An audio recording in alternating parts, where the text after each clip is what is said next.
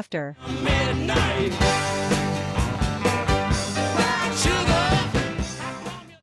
Yeah! Took everything in me to not do it. Like while I was doing it? Yeah. I thought that's why you gave me the pre, hey, I'm going to do the clap. No. It's just funny when that happens this time. Yeah, but you can't do it every time. No. But it's just, jokes wear out quickly. Mm. So how's your week been? Interesting. Yeah. No, I mean, it's a good week, it's holiday weekend, or holiday week, so. Yeah. I was out Monday, didn't work Monday, worked Tuesday, Wednesday, off Thursday, off Friday. Dang. You got a lot of free time. Yeah, this one weekend. Yeah, this morning. Yeah. Well, that's what I mean. Like, we kind of got the same thing from my work, but it was only 2 days. But it led into the weekend. So okay, so y'all take Thursday, Friday off. Yeah. That's always nice. Yeah. Well, that's what we were going to do. I just didn't go in Monday. Gotcha, yeah. Yeah, now I'm getting more comfortable with my job, but I will say the thing that I'm the most interested in right now is rejoining the entrepreneurial world. It's really where my heart is. I like working for myself. Yeah. But I've come to the conclusion that there are only a few businesses that are really worthwhile or necessary to pursue at the moment that like you can make good money starting out at, and that's just like services, but like hard trades basically, like things people actually need. So one of the things that I've been dwelling on this past week has just been like, what kind of service could I open that would like, be worthwhile, but also be like a good moneymaker starting out? I can think of something. Yeah, what you got? Because I'm open to suggestions. I don't think it's anything illegal, but it does make good money. Yeah. Now, I see. So, like, my first. Dude, why don't you just? What? This is a conversation for off the show, but I'll just tell you. Why don't you just come work with me? Oh, yes, at the union? Yes. It's not a bad gig. Honestly, I think the hours are the biggest deterrent. Not that I care about getting You don't like getting off off at 2 o'clock in the afternoon? I do like that. It's more so the fact that I live in the borough and I have to drive to Nashville. So, like, you already wake up at, like, 4:45. I'd have to get up at, like, 2 and, like, get out the What door. are you talking about? Like, if I wanted to be up and, like, showered and caffeinated before I go into work. No, you wouldn't. Well, okay, it's an hour. No, it's not. From Murfreesboro to Nashville? No, I've lived in Murfreesboro my entire life. Yeah, but, okay. It's 40 minutes. Where you live, Yeah. it would take you 45 minutes to get to a job site. Okay, Jobs so- start at 6. You would have to leave your house at 4:45 in the morning. So just like... So you would wake up at 4. Okay. If you're the type of person that needs to drink coffee before you get ready for I'd probably work, wake up at, like, 3:30. dude, but the money. The money's good. The money's good. And then, if you want, I mean, this is definitely going to take off. We're definitely going places. But if it didn't, Yes. which I don't even like saying, Right. I don't want to put that in. you could either make the money because we make really good money, Right. or then you could open up your own business and work for Right. yourself. So I guess And you get college credits. here's my thoughts though. I'm making a little bit more where I am now than I would starting pay. Yeah, because you would make Where you are. $18.75 starting out. Yeah, I'm at like 19. But I know it's not. You get a $3 raise a year, Red. I guess my point more so is that like. That's why I said this is an off-camera conversation. Yeah. But for instance, like my first thought was like, well, and I probably will still do this because it would make me very happy starting to teach more as far as like guitar and bass lessons. Because that's fulfilling. Not only is it fulfilling, but it's sort of in line with what I want my life to look like. Right. Looked into it. I need about 20 students total per month in order to cover not only what I'm making, but for it to be like a worthwhile jump as far as like paying rent for a facility and things like that. The other thing though was that if I really wanted to just start a business soon though, and grow it into something that would be like, something I could pass down almost. It'd be like a generational business. I do really want to focus on like a hard skill or a trade. Now I realize that like welding, which you do, is obviously like a huge trade. I don't do welding anymore. Well, not anymore, but that's what you started with, right? Mm-hmm. Yeah. So like that kind of stuff, obviously, huge trade. I guess my thought though is that like there are certain things that are maybe a little bit more practical in longevity as far as like a personal career goes. Stuff like HVAC and plumbing. Right. Stuff like a trash service even. So like that was a big one that I was looking into for a little bit. It was Well, like, you know, Jason Dietz had the recycling service for a right. long time. That's what I'm saying. Like, there's something about that that's just like honest and not something that everyone wants to do, but also just like the flow of it. I really like because you can get up, you go make your rounds, and then you're done. You kind of just like do the service, and then you have the rest of your time to like put towards things that like are really important. And I guess that's the main goal, is to sort of like maximize time away from the job so that it can be spent working towards other things that maybe will be ultimately further fulfilling.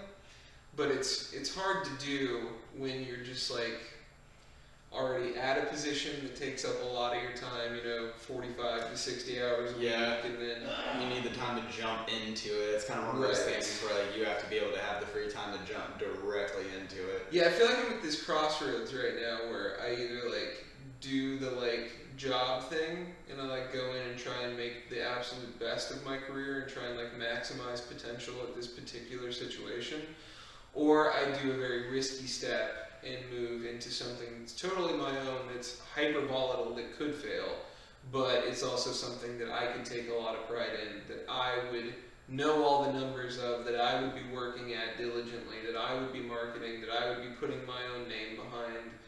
Those are the kind of things, though, that I feel like money can't buy, really. And that's why I think it's maybe so important that at this particular stage of my life, I build something that's going to be that into my future. And I don't even think that it's so separate from what we're doing here, because me having like a sustainable career that is something I made just means that I have more time to put towards things like this, means that I have a good reputation in the community to market and leverage the idea of us doing live shows or sponsoring events and things like that. It's kind of the old-fashioned nature of just like, well, my dad owned like, not that my dad owned anything, but the anecdotal thing of like, well, my dad owned like a lawn care business, or everybody knows him, right, or like flooring or something like that, and those are things that I don't know will ever go away. But it's also about that maintaining the infrastructure moving forward. Because I really do agree, and I don't like to lump myself in with these like sort of hyper Chad guys that are like, all the red pill dudes on whatever. Get up, get motivated, right? Wake up, work out, make money, disappear for 6 months. And all those things can be good and can be beneficial, but I'm not out here trying to be like a Justin Waller, like saying, like you have to go into construction, or you have to like. You don't have to like be this person or this personification of a person to be hyper successful. But dude, that dude is worse. I don't know about worse than Andrew Tate actually, but that dude's pretty bad. He's interesting. He's interesting, but he's an idiot. Well, that's I think the funny part about him is there's a funny part about all of them. Yeah, there's this duality with those kind of, I guess it's sort of the classically meathead stereotype, though. Here's my thing, dude. I'm all about masculinity. I'm all about being a man. I'm all about doing what you gotta do. Yeah. If you have to talk about it, I feel like you're not. Like, I feel like if you make your whole thing talking about being this masculine fucking archetype. Yeah, like it's almost like, dude, the loudest bark doesn't have bite. You know what I mean? Right. It's just that's just kind of the vibe that I get from all of it. Like, a real man doesn't have to talk about the fact that he's a real man. He just is. So this is my biggest complaint, maybe, with that entire movement, is that they preach stoicism. And me being like the Greek that I am and having pride in that, if you look at actual stoicism, what? I'm sorry, dude. I'm so sorry. This is derailing a little bit. It's okay, go ahead. We should have an edit. We should have an edit in every episode where we have a counter for, like, it just like a little counter up at the top. Yeah, a little Greek counter from the very start of our show. Where it's like, ding, 23 times it's been mentioned. Well, again, I take pride in it. No, dude, I love it. I love it. But I forget all the time that you're Greek. Well, Yeah, I do too a little bit actually. Just because I don't look stereotypically. It's the red hair. But it's funny because they talk about this like stoic behavior. None of them are stoic. No. Like if you watch the movie 300 and you analyze like Leonidas and his behavior, that's a real stoic. In the way that they talk about the philosophy of like an actual Spartan. I don't know if you can say that he's a stoic. stoic. He's cutting Persian heads off. But that's sort of part of the stoicism thing. It's the whole like grounding of. So I've been reading Meditations by Marcus Aurelius just because I love. It's so good. Yeah. It's so good. And what's interesting about it too, a lot of people don't realize is it's just his journal. Like it's just a random collection of thoughts that he had put into a book. Like it wasn't supposed to be a book. Marcus Aurelius is a very interesting time. Well, he's also really interesting. He plays into the Gladiator movie with Russell Crowe because What a good movie. Such a good movie. God. Half of that kind of happened in real life, though. Marcus Aurelius raised his son, played by Joaquin Phoenix in that movie, to be the successor. In the movie, he tells him that he's not going to be the successor. He always wanted him to be the successor. But he did take issue with his son and his aggression and the way that he acted. Because as soon as Marcus Aurelius died... He was very, do you know who my dad is? Yes, and he just partied for the rest of his kingship and died really early because of it. Although he became king at 19, and I was thinking about that, like, what would I do if I was king at 19? Like, of course I would do the exact same thing. Like, you kind of need to be a little older at that. Right, well, it's like when people were judging Justin Bieber for being 18 and getting pulled over for going 180 miles an hour. Dude, you gave a kid a Lambo and millions of dollars. Yeah. But, dude, I would be dead if at 18 if I had $10 million at 18. Dude, you would be insane. Yeah. I couldn't handle that at 18. No, absolutely. You would like to think you could, but you can't. So I couldn't. And interestingly enough, this does lead into something I did want to talk about, the whole Puff Daddy thing that came out in the news. Did you not see that? Yeah, was it, you talking about him, did he break the law? No, kind of, sort of. I think that was part of it. Well, he would hire male ladies of the night and film her with them. That was the allegation from her, and that was SA. Male ladies of the night? It's my YouTube way of saying. Male workers? Yes. Okay. Yes. I thought for a second I thought you were talking about not like lady boys. Okay, that's what I was getting. I was like, there's layers to this. They didn't go to good. Stop yourself. They didn't go to Thailand. But no, Jesus. Because it's like a thing. All right, that's a wrap. But that was another part of the allegation, though, was that he was like secretly like closeted because he kept like calling famous rappers like daddy during interviews. I do that. It's kind of just funny, but like when you watch it, it's like enough times. I guess in my trade though, that's how we talk to each other. Like if a coworker calls me, I'm like, "What's up, baby? Like, what's up, sweetheart?" Well, it's funny too how like that's how like locker room talk is like pivoted. Yeah. It's like the new PC locker room talk will just be like super overtly like flamboyant. I think it's always been that way, man. Because like I don't know, there's something about you get it, but it's one of those things where a man doesn't have to say that he's a man. Well, kind of. That's not where I work. Well, it's a good thing HR like doesn't exist in my field. Well, yeah, I don't mean as far as like appropriateness. I mean like as far as like where you're willing to take the joshing. Gets taken pretty far. Yeah. But that's what I'm saying. Like, a man doesn't have to explain that he's a man, and so they're all comfortable enough to... It's fun. It's a weird thing, though, because it's a weird thing, because, like, a lot of them, though, at the end of the day, have bad ideology. Yeah. So, like, a lot of them are, like, racist or homophobic, which sucks. I hate that. Yes, it's terrible. Well, it changes my perspective of, like, people... Dude, I've had people where I'm like, dude, this... is such a good dude. Like, he would give you the shirt off his back. Right. He would help you with anything. And then I realized, only if you're white, though. Like, that sucks, But, so I think that kind of leads back into what I'm talking about with the whole, like, fake stoicism thing. Because those guys lean on it a lot, too.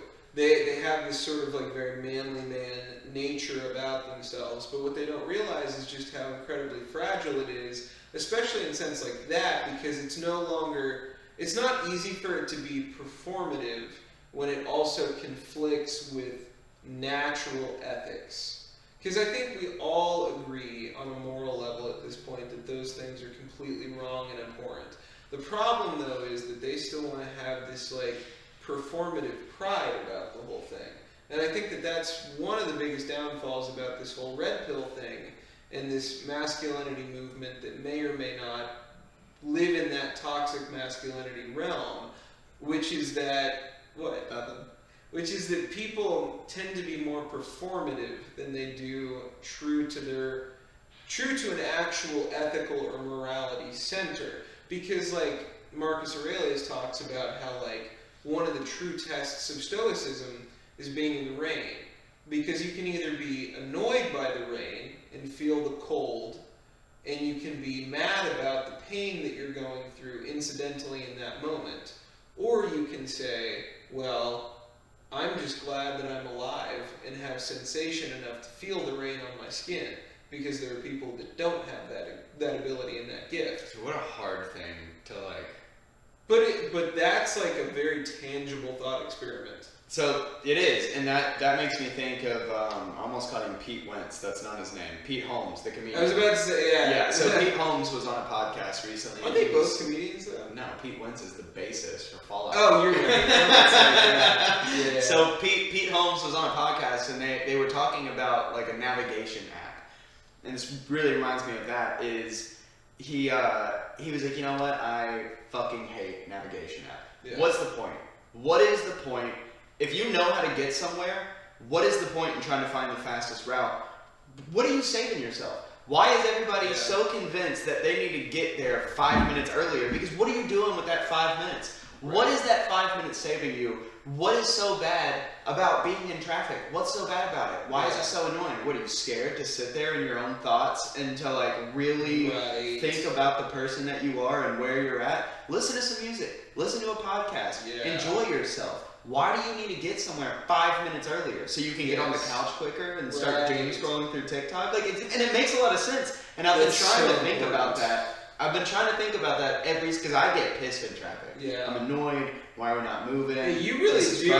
Boy, I get angry, man. Man. My dad had really bad road rage growing up, and so like I just. Yeah, same actually. I guess I adapted to it, but I've been trying to remind myself of that. I'm like, dude, what am I in such a hurry for? Yeah. What is it? What does it matter if I get home at 8:05 versus 8? What is the difference in reality? Well, nothing. I think that goes along with, funny enough, something that the bald man himself did say, which is, what was it? It was, you have a headache, right? Mm-hmm. It's like, don't take Advil, just feel the headache. Like, it's okay to have a headache. Like, that's fine. Like, it's natural. Like, you're supposed to sometimes just have bad things happen and deal with them. And I think that's, like, the right view to take of most of this stuff. The problem is when it goes further. Well, that's like an extreme version of getting out of your comfort zone. So, like, if you have a headache and it's a crippling headache, whatever, I get what he's getting at. Yeah. But, it's kind of like when people do, like, the cold plunges, right? It's like you're put your body in an uncomfortable situation so that it can learn to adapt and grow and whatever. Yes. I get all that. Yeah. But there's a simple truth to that, but you don't have to do it as extreme. Right. The other thing, too, is, though, that these people are not performing well under pressure. And that's really the thing that they talk about the most. Like, both of the Tate brothers just because they're fragile people. Right. It's interesting, too. Because masculinity is a very fragile thing to these people, and that's what cracks me up. Well, if somebody questions their masculinity, they feel the need to explain how masculine they are. Right. And that right there alone lets me know how insecure you are. It's kind of like, say you have a triangle, right? Mm-hmm. And then on top of it you have a plane, or just like a flat line. Right. Right? It's balanced on that tip of the triangle, right? Well, I think a lot of these people have masculinity as the triangle, and then this sturdy balance of plank on top of the triangle that they're trying to constantly navigate is their compass towards worldview. Which honestly, to me as a Christian, is why I don't believe truly that the Tate brothers really are spiritual the way that they proclaim to be. Because if you look at Tristan talking about being a Christian, or you look at Andrew talking about being Islamic, it always goes back to this sort of like nationalism and this sort of like statehood where they feel a certain affinity to Romania or to Dubai in this like, it's sort of this like more cultural affinity. Yeah, that's what I was just about to say. Any sort of spiritual significance, which is, I think, exactly the duality of what they face with the problems of their masculinity, which is that they are not truly masculine in the way that they can just brave the war. They have to talk about it afterwards. It's a braggadocious nature to it. And what comes along with that is a very same mentality of, oh, well, I can tell you how to run the war, but I don't want to do it myself, so to speak. And I think that that's what you see a lot of the time with this stuff, is it's a lot of talk, and it's a lot of maybe past behavior that is true, but when you do the test of faith, you see it's a lot of like virtue signaling almost. It's a lot of pointing back at a certain thing and going, well, I think that this is really admirable. I align with this in affectation only, not necessarily in the way I live my day-to-day life. A real Christian does certain things that you see in day-to-day life. A real Islamic person does things that you see in day-to-day life, and it doesn't align with this like braggadocious nature of, not only am I the best and going to tell you that I'm the best, but here's how you are not the best, and here's how to be the best, and let me sell you a course on top of it that'll train you how to be the best. It really feeds into the fake guru nature of things. Oh, yeah. Which I touched on in the latest Nerd Jam episode with the action movies, talking about fake martial arts and Steven Seagal and the Aikido thing. Well, I think in our earlier episodes we even talked about some of the fake guru stuff. And what coincidence is it that Andrew Tate and Steven Seagal are like friends?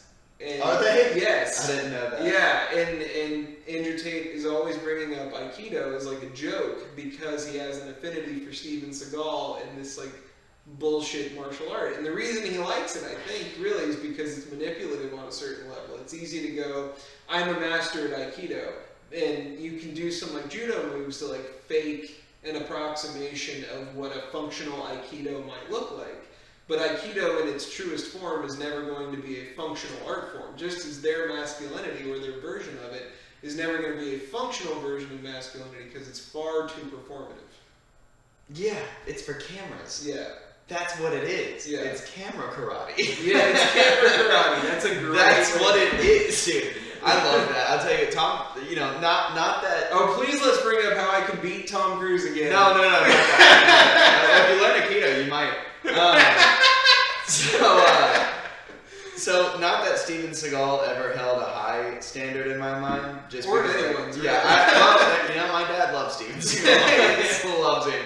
You can look at the man and see it all over him. I love you, Pop. So Tom Segura absolutely wrecked that man in my mind, though. Because Tom Segura has a yeah. So Tom, have you seen that stand-up bit where he's talking about it? Dude, it is so funny, and now anytime I hear his name, all I can hear is him talking about that stupid TV show that Steven Seagal had, where he just pretty much acted like he knew everything about everything. He's like, there's literally a part where he's like, you hear that helicopter? They call that a skippy, because if you listen to it, it's like, skippy, skippy, skippy. It's like, that's all I can hear now. Yes. It's like, this guy's literally walking up to cops and trying to train them how to fight with the dumbest stuff possible. Well, and one of the best things about that TV show, are you talking about his cop show? Yeah. Dude, I remember that coming out and being really excited for it because my dad had... Dude, he's the funniest looking man. So funny. My dad had some Steven Seagal movies from like back in the early 90s, late 80s that were like when he was in his prime. Yeah. And it was interesting too because my dad kind of showed him to me like, he framed it as, okay, so here's like Bruce Lee, right? And you have someone who does actual martial arts. And then here's Brandon Lee, his son, who was in The Crow and did like a bunch of like, had one other like big action movie and like did some cool stuff. Still was more akin to real martial arts. And then he was like, Then you have Steven Seagal and Jackie Chan. Yeah. And they're kind of in this, like... Well, Jackie Chan actually is a badass. Yes, but Jackie Chan definitely does comedic martial arts. Theatrical, yeah. Yes, he does more of, like, the Chinese theater sort of stuff, right. which he is super cool. The Peking circus and that kind of stuff. But then he would go, all right, Steven Seagal, though, you know, he is just kind of fun to watch. And it's just true. I've never seen a good Steven Seagal movie. No one has, because they don't exist. The funniest one is where he fights from a chair the whole movie. Have you seen that? No, but that sounds funny. There's clips from this movie on YouTube everywhere now, because it's kind of become a meme. But he literally, like, basically funded this movie, and it was like a direct-to-video movie. And the whole thing is he's like this warrior that has this whole, like, reputation, and he's like this legendary Aikido master, that he's so good that literally every scene he's in, he fights from a chair and just, like, beats the person up while sitting down, because he was just too lazy to stand up and do the fight scenes. Yeah, I watched a just for fun, I watched a review on this, like, newer war movie that he was in. And he's like, you know, yeah, he's like in the Middle East, like, he's a soldier, and like, dude, like, he's not even that home. sounds like the cop show, because he put on that whole, like, fake Louisiana accent to be this, like, Louisiana cop. He's like not even holding the gun, right? Like he's so he's holding the gun, and like obviously when you shoot, it's gonna look ridiculous. When you shoulder a gun, like it's literally on your shoulder. Yeah. And he's like just holding it like this. Like, he's just hip firing bad guys and done like it's just, dude, it's insane. You guys to like pick somebody up. Shooting buckshot, that's okay, but you know. He's like going to like pick somebody up, and you can tell that he's like really struggling. He's like, hey, you walk with me. Oh like, my it just, gosh. man, it's so good, dude. Absolutely the best. So let's take this rabbit hole. This will be my sequitur for this particular section. Because I've been wanting to genuinely ask you this, because you're like someone who actually would know. Oh man, maybe. But it's akin to what we were talking about. I'm looking into buying my first gun. Okay. Because when I was in 4-H, when I was in like middle school and early high school, right, I shot a lot. Yeah. Was into archery. I was like a range instructor for our little like 12 gauge range and stuff like that. I've had friends growing up in Tennessee, shot my whole life basically. But I've never been in a situation where I felt like I need to have protection. Right. Not in that way anyway. I always carry like a pocket knife or whatever. Not that that's going to do anything, but Well, knives are dangerous if you don't know what to do with them. Yeah, fair. It makes me feel a little bit better though. Yeah, it makes you feel better, but genuinely, people get their knife taken from them and feel with their own knife a lot. Oh, I'm sure. That's a real thing.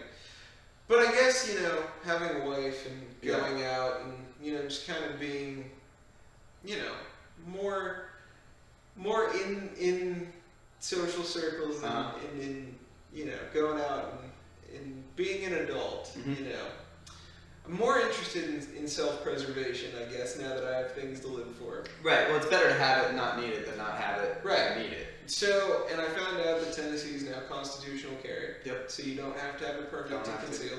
Well, it's iffy on that one, but yeah. I mean, that's what the law says. Right. What should my first home protection gun be? Home protection. Yes. If it's strictly home protection, that's not leaving the house, genuinely, I would just get a shotgun. Yeah. You can get a good, reliable shotgun for $250. Yeah. You can just put some home defense rounds in it, you'll be good. That's what I've been told the most. My aesthetic nature and my video game nature makes me just want to go buy the prettiest 911 that I can find. 1911. That's what I meant. I really... 9/11 was a disaster. Yes, it was a disaster. I meant to say 1911. Yeah. I would like a 911 Porsche. That's right, well, I would love that. Yeah. So the problem with the 1911, number one, if it's strictly home defense, man, a handgun's great as a sidearm, but if it's strictly home defense, I mean, genuinely, I would just get a shotgun. Now, 1911s... I wouldn't carry. I would...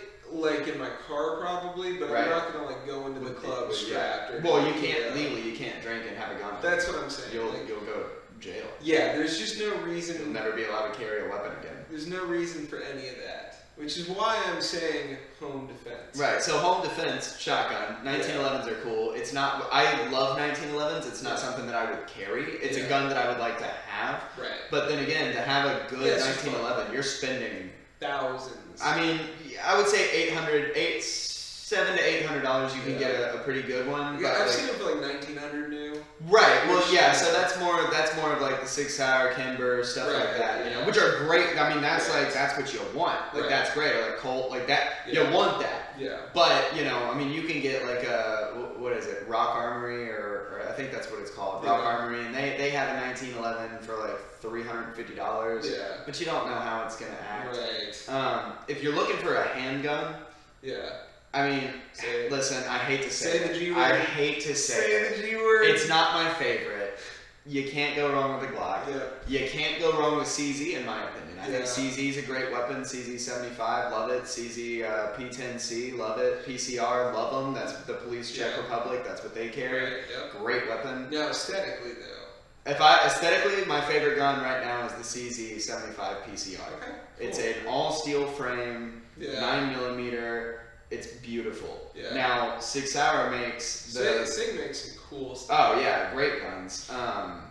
On the lower end of their spectrum, something more affordable, something you're going to spend around $550 to $600 on, I would get the P365X. Yep, I've seen those. It's I like a compact. Yeah, so it is compact, but it's not their micro compact. Right. It's comfortable in the hand. That might be good for like my wife, because I feel like that's something maybe she would be more... Palm's got smaller hands. She could probably get away with carrying a P365. For me, my pinky hangs off the bottom, and I'm not the biggest fan of that. Yeah. I just don't like it. It can be nice sometimes for like stability, but it's not, I don't know. I don't like that feeling. I like a full grip personally. I do too. Now, another one, of course, not that I can afford this, but my uncle was showing me some pictures of his H&K, and I was like, God, if only. Dude, you think the 14-year-old in me that loved Call of Duty doesn't want a Heckler & Koch USP 45? I would absolutely love to have that gun. Well, and that's kind of the same reason I want the 1911. Yeah, and again, it's the same reason why I would love a Beretta M9. I love gosh, they're so or not even the M9. You could even go with something like a Beretta 92FS, which is their compact version. It's a 9mm, again, steel frame, beautiful gun, tried and true. Yeah. I mean, that is an OG right there. Another thing to think about, maybe, in case you ever want to come over and do this, just because it's fun, I found that there's so many CO2 replicas, like steel BB guns, of these that you can get for so much cheaper. Yeah. Like, $100. And my thought is, like, I've got this really long, narrow corridor in my backyard that, like, leads to, like, my fence that I can put up a target on. I think I'm just gonna like have a little range in my backyard for my friends to come shoot at. What, just BB guns? Yeah, but just like have a bunch of like fun things that we couldn't afford. I mean, dude, no, that would be fun because that reminds me of being 12 years old and my dad setting up beer cans on the fence and just sitting there shooting your little Daisy BB gun at him. I found out that there's this whole like subculture around it called plinking because plinking is 22s. Okay, but they also use that for just like there's like a subreddit called plinking, and it's just like a bunch of people with regular CO2 steel BB pistols and everything. Yeah. Maybe that's a thing then, but plinking, as far as I know, has always been like 22 long rifle. Interesting. You're just having some fun at the range. So maybe I'm misinformed, but that is definitely what it seems like from just looking at it on Reddit. Anyway, it seems like a fun little thing to get into, just like. I don't know. I mean, you can't get arrested for sitting in the backyard drinking beers and shooting a BB gun, so that always sounds like a good time to me. Exactly. That's what I'm saying. Make a little competition of it. Right. Get some beer skis and then shooting your little Daisy. Dude, we can go to Walmart right now. This sounds like the Daisy. best day ever. See, honestly, I'm getting to the point in my life where the best day ever sounds like a lawn chair, a case of beer, my pipe, and just like some meat on the smoker. Some meat on the smoker, that would be amazing. That's always a bonus. Always. I'm such a dad though when it comes to that, man. But you make the best smoked pork. That stuff is so good. I could drink that stuff. Like it's bad. I like inhale it every time you make it. What is it that was it the brisket? Is that what it was? The brisket's awesome, but you don't make that one as much. much. No, it's expensive. Yeah, the last couple times you made pork. Was it pork? Yeah. Okay. Oh, it's the tenderloin. It's the tenderloin. That's what it is. Yeah, you so like the smoked tenderloin. It's like butter. Yeah. Like, and so flavorful. I don't know. There's something about however Man, I haven't done that in a while. I'll have to do that again. You should, because it's one of my favorite things that you make. I remember at my kid's birthday party, you were just sitting there the whole time, just like, even as cameras were rolling for happy birthday, you're just like, I'm just gonna I can't help it. It's interesting, because I've changed up my diet so much recently, and I know that you have too, but, I mean, my diet recently has been like vegetables and meat. And to the point where like I don't have like hardly any carbs, and if I do, they're all like rice, so really quick burning carbs. So meat is like oxygen to me at the moment. Like it just feels like super shot of nutrients, and you know vegetables the same way. Some of them for sure. Dude, what I eat primarily, what I eat right now, no joke, is I buy a pound of ground beef. Yeah. I cook the ground beef. But yeah. No, it's great. Are you kidding me? I buy 80-20 ground beef. I cook that. I crack about 6 eggs into it, butter and cheese, and I cook it all together. Sometimes I like to get a little fancy, put a little garlic and onion in there, but for the most part, I mean, you know, I eat super low carb. So yeah, but that is like keto friendly to the max. Just.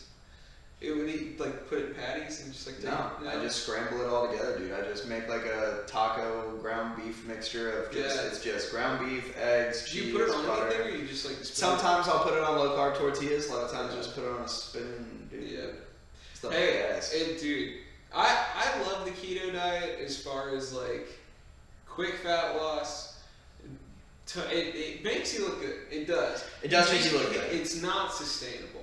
It is. That's where we disagree. But I'm a different kind of person. I'm the type of person where I thrive on having only one option. When it comes to food, every day, if I ate that's why I did so good on it when I hit it hard for like the 6 or 7 months or whatever. Yeah.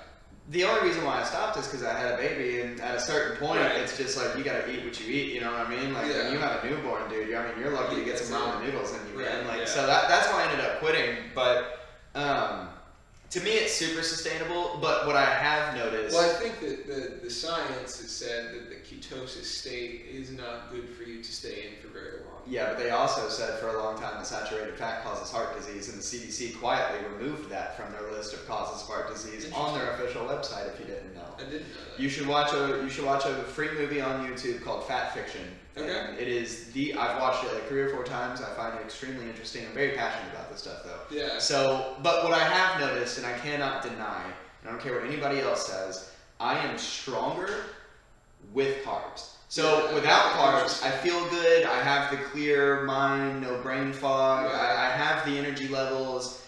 It's easier to wake up in the morning, stuff like that. But it's not for. But when it comes to working out, yeah, I mean, so just for example, so like my workout routine right now, typically, I just do like calisthenics at the house. Yeah. You know my schedule. I'm ridiculously busy, so I just do calisthenics at the house. And what I've noticed is, so what I'll typically do is I'll do like 12 curls per arm, and then I superset it with push-ups. Yeah. Now, when I'm on keto, and I do several sets of this. Right. Yeah, I mean, you know, so like when I'm on keto, I have found that the sweet spot for the push-ups, and this is going to sound weak as hell, but the sweet spot for the push-ups is like 20. So I'll do 12 curls per arm, and then I'll crank out 20 push-ups real quick, wait a couple minutes, and I do that about 5 times. I try to get 100 push-ups and around 50 curls per arm. I think that's, I mean, especially for being in a calorie deficit and not many carbs, I think that's appropriate. It's not bad. Now, that is also like to get cut. Right. There's a difference between that bulking and cutting. Right. Yeah, because I'm cutting. And I would say, like, for me personally at the moment, I like the size that I'm at. I'm trying to sort of, like, do the old school thing of just, like, converting fat into muscle. Because I aesthetically at the moment like the fattier muscles, like, a little bit more, like, just girth aesthetically. Well, you want the mass. Yeah. Yeah, you just want to bulk up in general. Right. Well, so, I mean, but even if you look at, like, 50s and 60s bodybuilders, though, a lot of them only ate...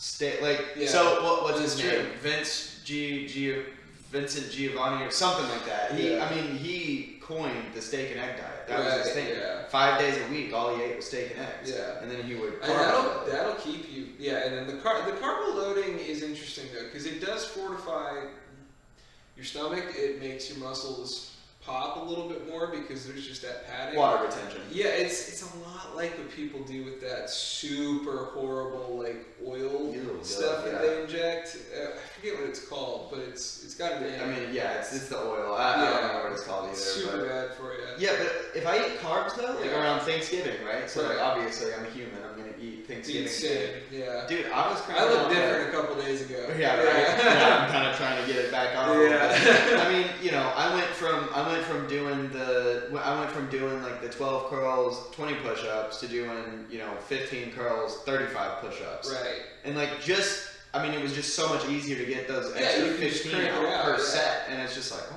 shit. Yeah. It makes me question like, dude, maybe I should just go back to like do like a clean eating but like again, I thrive on like the one option. Even if I did it, I would be the guy who ate rice, chicken, and broccoli. That would be all I ate. Well, and I like that too. I mean, I can sustain off of that. I guess the thing that I like about going mostly like just whole foods, I guess is a better way of putting it, like grilled meats, steamed vegetables, fruits. Because that's majority of what my diet is. Even though I would say the meats more than not are fish, just because good fats. I eat a ton of salmon. It's so important.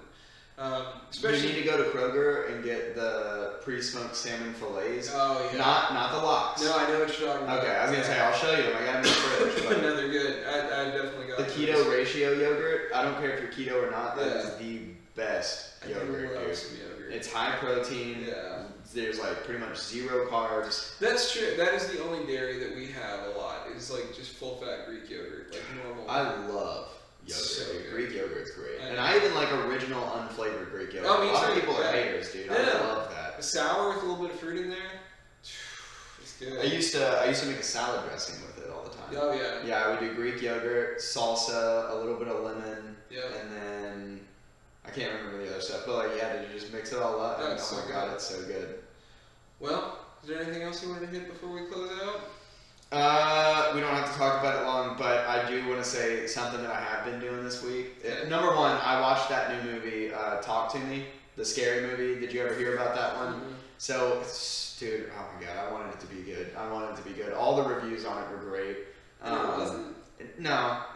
It's kind of an original concept to a degree. So essentially, what it is these high school kids become in possession of this hand that is said to have come from a sidekick, right? So it's like literally, it looks like a mannequin hand from the elbow up. And what you do is you hold the hand and you say, "Talk to me," and a ghost or apparition or whatever, you're the only one that can see it because you're the one holding the hand, and it pops up in front of you, and then you say, "I let you in," and it possesses you while you're holding the hand. They're making a like drinking game out of it, right? Oh, and so, but it just kind of was very teeny. It wasn't very good. But so what I was like talking to this girl right now, and she's not big into horror movies. Yeah. And so like I mean, dude, I watched Hellraiser at 3. Not saying that's what you should do, but I did. No. So horror movies have always been like a big part of what I'm into and whatnot. Kind of love all of that, and so I've been trying to find a movie. So she doesn't love horror movies, but she also doesn't scare easily. Gotcha. And so I've been trying to find movies that like really haunted me as a kid. And what I've come to find is when you rewatch them as an adult, they're just not scary. Dude. I almost wish that I wouldn't have done it. So like The Grudge, for example. Yeah. When I watched The Grudge for the very first time, terrifying. Dude, I was probably 13. No, I had to be younger than that. I was probably 12 or 13. I watched it with my mom. I slept on my older brother's floor for 2 weeks. I could not sleep in my room. For 2 weeks, I slept on my older brother's floor. My mom was so scared of that movie that she got rid of it. No joke. She didn't want it in her house, dude. That's crazy. I just rewatched it like 2 nights ago. Yeah. And it is just the dumbest movie, dude. I wish I wouldn't have rewatched it because in my mind, I romanticized it a little bit. It like lived as like this horrifying, scary, and then I rewatched it, and all the scenes that I thought were scary weren't scary. None of it was done well, dude. It was so bad. It does suck. Well, it's kind of with The Ring. I had the same exact problem with The Ring. I do love, don't get me wrong, I say it sucks. I still love it because I love early 2000s horror movies. It's how not like cheesy it's a they bad are. movie. It's just that, like, Oh, it's bad, but it's still... scary.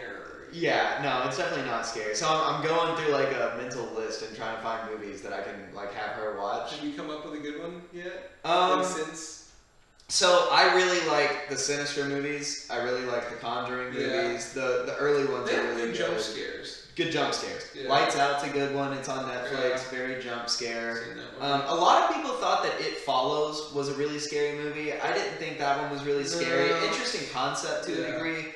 As Above, So Below still That one's forever scary. lives top for me, man. I love that movie. Yeah, It's that probably one of my favorites because it has the jump scares, but the story, story's the awesome. adventure that it takes you on is so good. Those have always been my favorite horror movies. Yeah, absolutely, man. But so like, I think The Strangers is kind of scary to a lot of people. Have you seen that one? That's a really good one. But it's well done too. And older, it is well done. Which is it interesting. I mean, like 2006, I think. I think they're doing a remake too. Either that or they already Interesting. did it. But oh man, which reminds me, I am so excited to watch the new Nosferatu.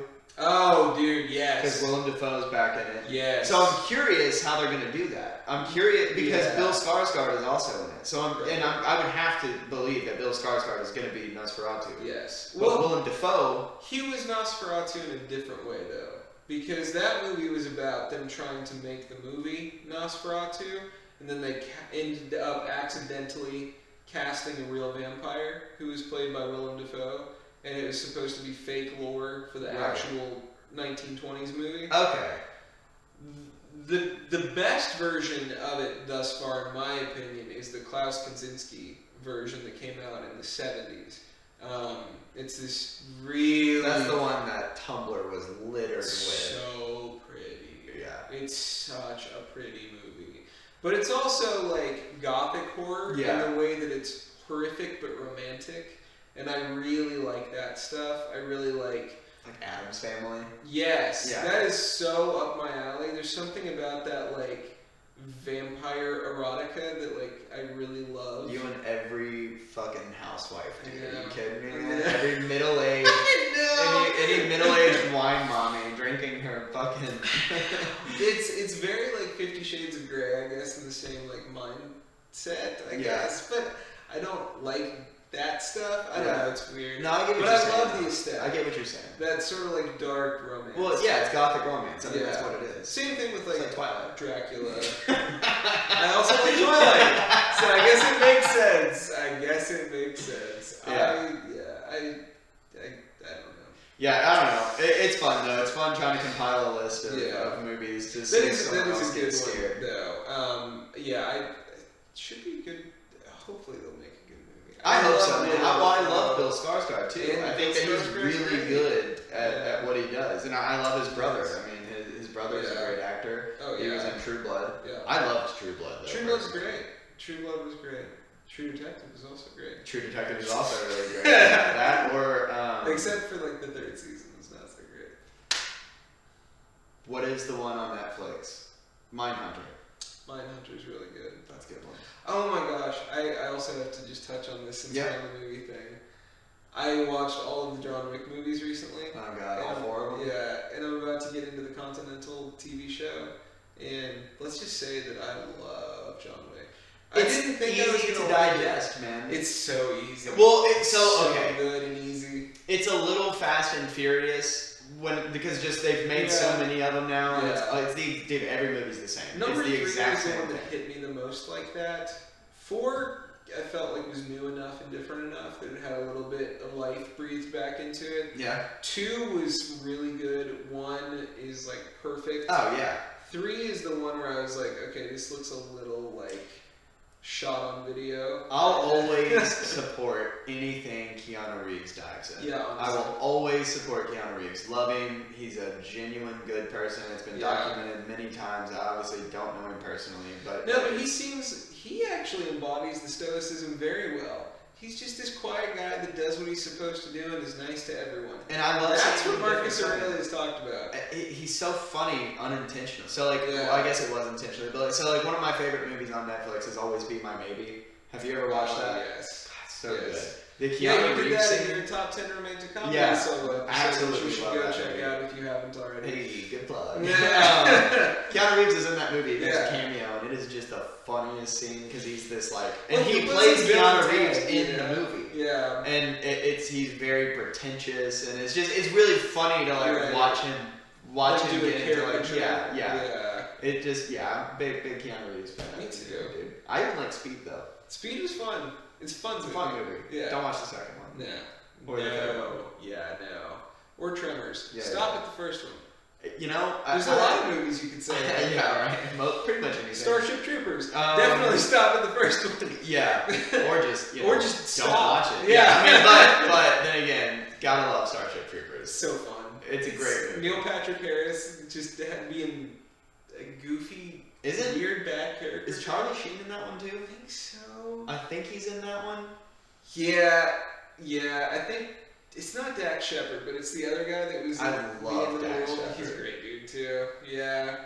And he's married to Kristen Bell. I know. Lucky Bella, dude. He did a good thing there. Yeah. Yeah, see that? Those are the kind of people that I feel like get overlooked, but should be looked at as the celebrities that we actually care about more. Because like the celebrities that people actually care about, like the Kim Kardashians and the Timothy Chalamets and stuff like that, there's no substance. They are just mannequins. These people that we're talking about now are Austin Butler. I know, like he's just a big twig person. I don't know. There's just nothing substantially interesting about him. Well, he played Elvis. Yippee. He still does the Elvis voice. Literally, a year later, after they're making the third Elvis movie in 2 years? Right. Priscilla. Yeah, which they poorly casted Elvis, I feel like, for that. He doesn't look a thing like Elvis. I'll be home soon. Yeah. We'll have to watch that one and see it. I mean, we'll just have to roast it probably. I don't know. I think people are saying it's good. It looks like it would be good. Like, photography-wise. There's a lot of those movies that I want to be good that I just don't. They're just. No, it it's sucks. so A lot of them hard. are boring. At the end of the day. It's so hard to tell from a trailer now. Walk the Line. That was Walking a great Phoenix. movie. It's a great movie, but it gets so boring, dude. And I feel like it's like 3 hours long. Well, one of my favorites with the unmentionable that we can't talk about anymore is Beyond the Sea, the Bobby Darin movie. Very similar time. Yeah. Okay. I've never watched that one. It's a really good movie. It just sucks that he's in it. But Well, yeah, same thing for Seven. Great movie. Sucks that he's in it. yeah, there are other redeeming qualities of that movie. But again, it's like we've always talked about, and I actually got in this Separate conversation last night. The art from the artist. Separate the art from the artist. Yeah. I was at Campus Pub last night. Of course. Somebody recognized me and was like, I yelled at you on the back porch, but why? Because I don't remember. That's super And funny. I remembered this person. Yeah. And I was like, well, I was talking to someone who was wearing a Brand New shirt, which is a band, and Yeah, the lead singer yeah. of Brand New is just like most, unfortunately, just like most, punky emo bands, the lead Yes. singer was accused of sexually assaulting a minor, or Right. being, not sexually assaulting, but being sexually involved with a minor. I hate that scene has so much of that. It's a lot, and it's gross, and it sucks. Yeah. And so like, whenever this guy was, this person came out and was, never talked to this person a day in their life. Yeah. And immediately was like, fuck that band, fuck that singer. Like, you need to take that shirt off. You need to just drunk and just acting a fool. Yeah. Like, you need to get out of here. And I finally got tired of listening to it, and I was just like, listen. Yeah, the lead singer is a piece of shit, but at the end of the day, you have to be able to separate the artist from the art. It's okay to listen to old Brand New if that's what you were listening to, if it brings you some sort of nostalgia. You know what I mean? I've been listening to Brand New since I was way too young. I mean, just like My Chemical Romance. They were all around the same time. So, like, you just... Okay, yeah, he's a terrible person, but it doesn't mean that he didn't make good music. It's okay to say... Oh, damn, it's unfortunate because his music is great, so it sucks that he's shit. Like, that's okay to say. Yeah, unfortunately, there's two sides to this argument, and I do agree with you. I definitely lean towards that side. But I think, unfortunately, the implication can also be farther reaching in the way that we view, like, all celebrities. Because you could say, separate the art from the art, or separate the art from the artist. But then you could also carry that parallel into things like, well, George Washington was a good general, and you gotta break some eggs to like make an omelet. So like all the good things kind of outweigh the bad things. But the problem is the person did the bad things. The result is what we're praising. So you could still like go, or literally any historical figure. You could say this about all the Caesars. Like sure they held Rome up for a couple more years, but did they do anything good while they were in office? Maybe, maybe not. Mostly not. Bad though. They did a lot of bad. So you see what I'm saying? Though? I get what you're saying. Value to it. I get what you're saying, and I'm not trying to justify because it's hard to justify bad actions, but at the same time, as unfortunate as it is, I agree with you for the most part. As unfortunate as it is, and as shitty of a statement as it is, dude, sometimes it takes a bad person to do bad things to have a good outcome or a good result. Well, a good story to tell, maybe. I mean, dude, it's just, I don't know, man. Yeah. No, there's something to it, though. Bad people have always been in power, I guess.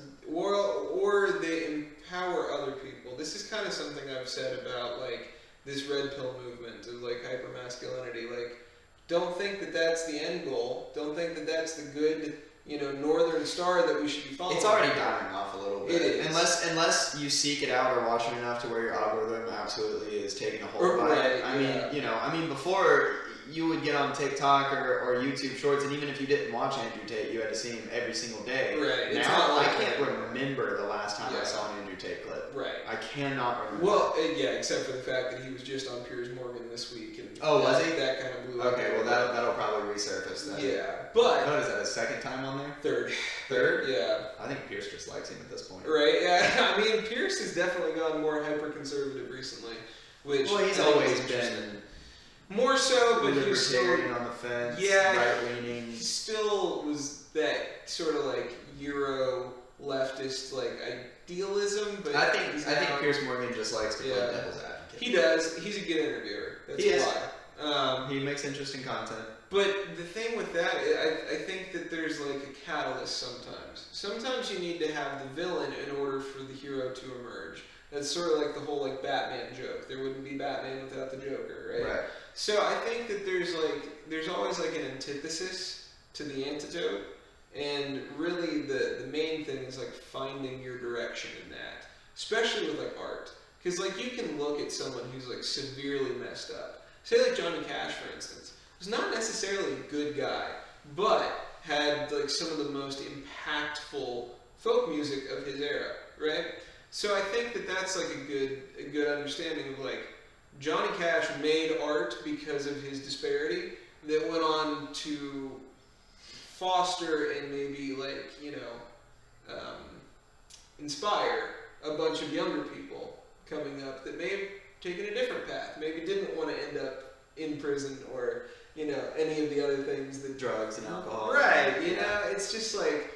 I think that sometimes you have to have the example of the bad so that the good can work, if that makes sense. Yeah, I mean, it's like there's a small population of people coming for Zach Bryan right now. I'm a big Zach Bryan fan. I think he's a hell of an artist. I've told you about him several times. Oh, yes. But he makes his way into our hashtag section quite there's a lot of people coming for him right now because, he makes... Everybody's like, oh, y'all are so focused on how much you love his music, but you're supporting a terrible person. Like, He was married, he cheated on his wife while his wife was in the military. He pretty much Dear John'd her and, like, sent her a letter saying that he wanted to get divorced and this, that, and the other. And, like, he has a habit of cheating on women and doing this and doing that. Yeah. But it's like if you listen to his music... That's bad. He literally tells you in his music he's not a good person. He has a drinking problem. It's hard for him to be like he's laying it all out there. Right. So like, but that's the thing. And it doesn't justify that stuff. No. I don't agree with any of that stuff. But it doesn't mean that the music's not good. No, well, because it might offer strength to someone who is like struggling, and what they want to hear is a masculine voice that's vulnerable. In that particular situation, that might be a really good thing. Not that he did any of those things. Not that that's good, but that it led him to an art that could be impactful to someone else. It's like I was telling somebody yesterday, man. I obviously there's a line to this. Yeah. But I think for the most part, you can be a good person at your core and do bad things from time to time. I think everyone does. That's I mean, nobody's perfect. So, like, I definitely don't condone cheating. Yeah. But if you cheat on somebody, it doesn't mean that you're a bad person. It means you did a bad thing. Now, actions and if you do it for 50 years, people are different. And you do it in every relationship, that's a you might be a bad person. Yes. And I think that there are a lot of, I mean, it could be a multitude of different habits and things that come from trauma, and it's all kinds of different psychology that could build into sort of like how these things manifest in an adult life. But by and large, you're right. If there's a pattern in someone's life, normally that means something. However, and this is something you see in the church a lot, just because one person's life has gone in a certain direction for long enough doesn't mean that that story can't be used to grow good seeds in other people's lives. And I think that, as far as art goes, especially in today's world, maybe that's what's missing, and maybe that's why people like him and some other like folk artists and people maybe like this guy that we had Smucker. I think art like that is starting to gain prominence again because it's vulnerable, because it's going, I'm not perfect. I'm not living in this sugar-coated world of Lamborghinis and money and fast cars and loose women and everything you could possibly want all the time. I don't have any of that to offer you. What I have to offer you is a sad story, It's important to remind people, like, listen, I've also been on the floor wondering who I was as a person, struggling. Like, Well, I mean, that's like a big thing in church too, is like testimonies, right? Like that's like an empowering thing for churchgoers. Not everybody does it, but it's not uncommon for people to give their testimony of like, this is who I was, but it doesn't mean it's who I am. Yeah, because everyone needs something. Everyone needs some hope. There's a such thing as growth. Growth is the important thing. Yeah. And I think that that's really the underlying statement of everything we've talked about today. There you go, kids. Just grow and strive to be a better person. That's all you can do every single day. It really is. Well, now that we've had episode 2 of therapy on the podcast. Right? Quickly delved into that, anything else? No, man, I think that's it. Cool. Well, this has been Just After Midnight. Goodbye, everybody. After Midnight.